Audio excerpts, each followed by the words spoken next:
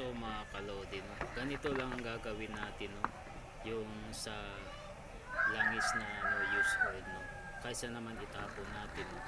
So panoorin nyo, no? Kung paano ito gagawin ko na for lubrication sa sa chain,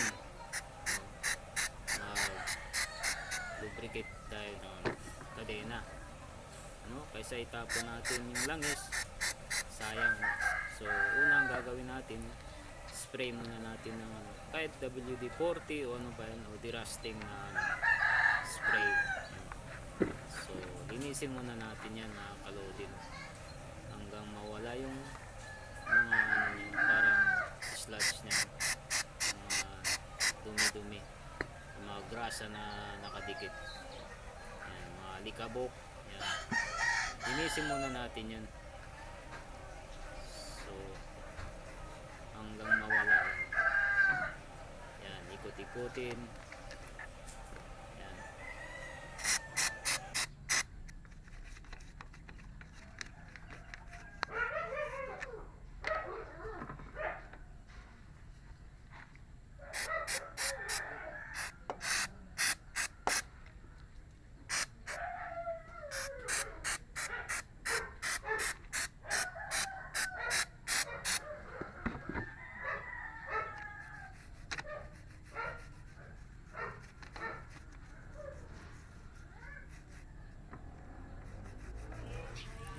So ayan mga kalodi, no? Pagtapos natin i-brush yan, so pwede na natin yan ipunas hanggang matanggal yung yung niya, dumi, no? Saka natin buhusan ng langis, yan, punasan muna natin yan, yan buong kadena nya, yan, tsaka yung nya, sprocket, yan.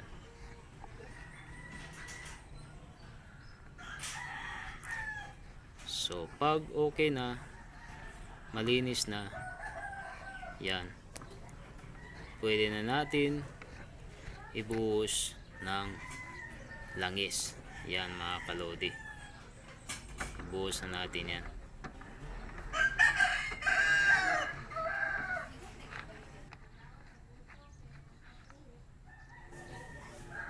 So ayan mga kalodi, no?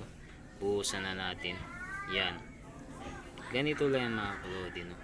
So buhos natin, then ikutin lang natin yung nya, kadena, yan.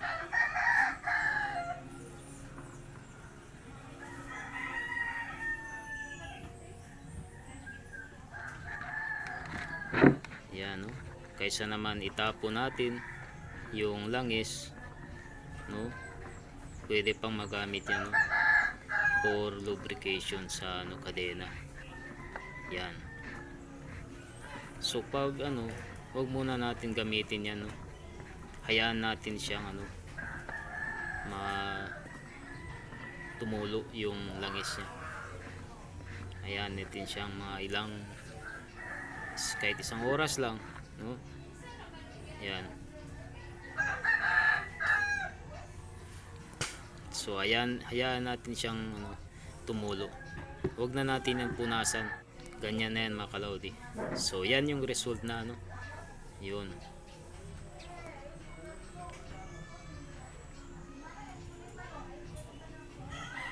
So di ba, kinis, no? Parang bago ulit, no? Ikutin natin, so smooth na smooth, no? Walang ingay, no? Di kaya nung una maingay, pero ngayon ayos na, smooth na smooth. So ganyan lang mga kalodi, no? Huwag nyo itapon yung use oil nyo, pwede pa yan gamitin.